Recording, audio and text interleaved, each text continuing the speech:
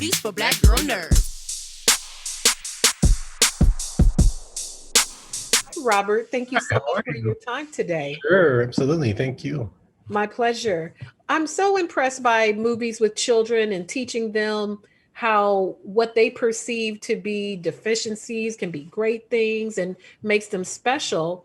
But what impressed me about this movie, especially, is the sheer number of children that Yeah. are in this movie. It's hmm enough when you have to manage lots of adult actors, but you have a lot of children at any given time. How was that, say, more challenging or not as challenging as working with older actors? Because these children are phenomenal, including the two I talked to already. Yeah, no, they're phenomenal children. You look for, and I'm from a family of 10 kids, so I was used to being around a bunch of kids, and 10 felt like four. It didn't feel like a lot. So that's just and then I have 5 kids of my own. And I just love that age. It's just such a magical age. I remember that's when I first started realizing I wanted to be a filmmaker. You're just really coming into your own creatively and finding out who you want to be. And so I love telling stories of that age before they turn into teens. They still have the magic of childhood, but yet they're getting towards the more awareness.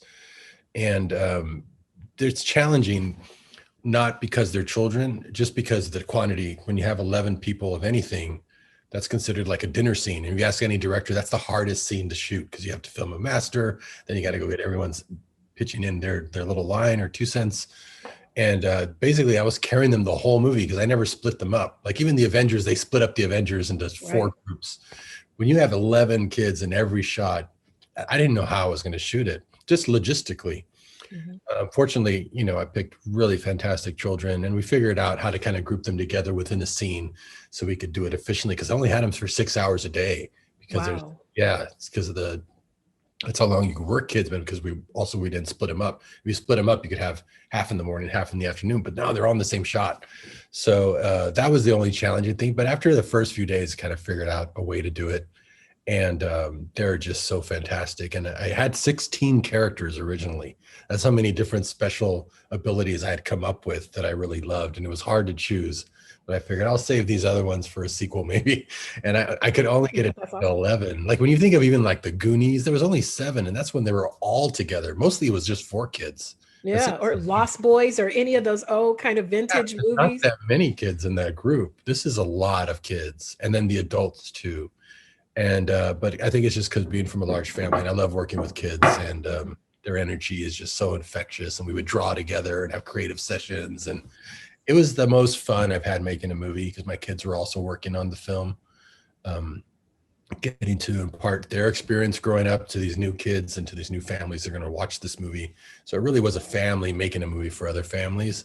And your crew and your cast is your family. Everyone could feel that mentorship going on. They were really training the next generation, yet learning so much from them because they have fresh ideas. It very Mhm. much mirrored the movie story.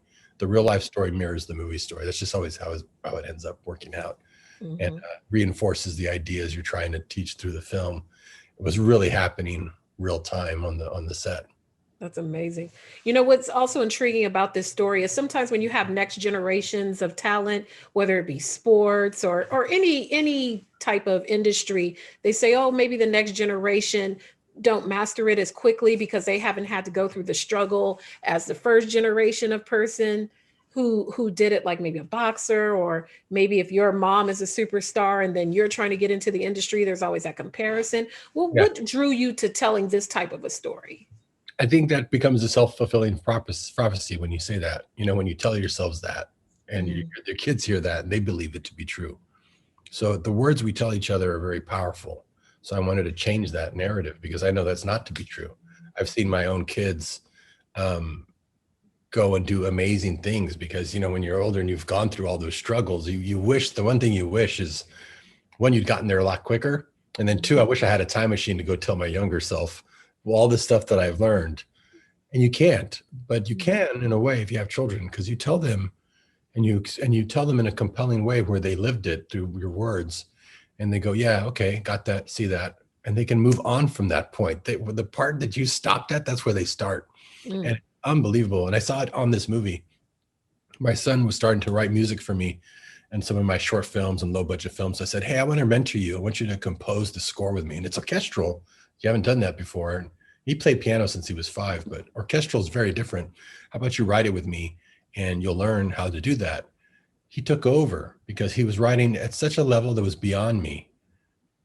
I was supposed to be teaching him. He was schooling me. I just became his assistant and kept him fed. And he wrote the entire score for a 100-piece orchestra at the age of 20.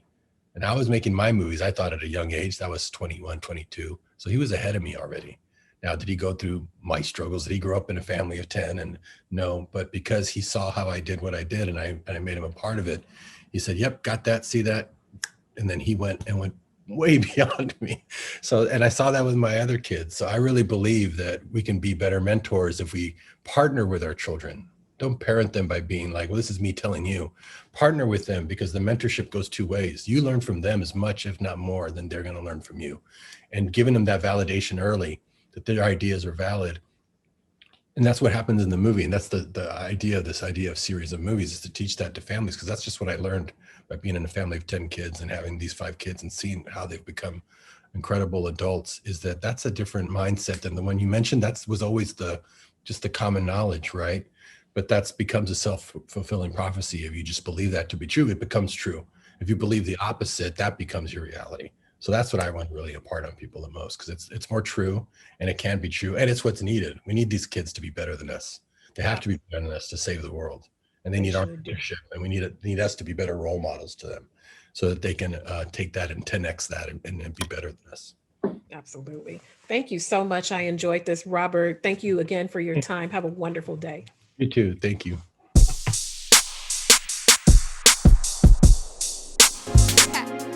Better shake your booties for black girl nerves. Better shake your booties for black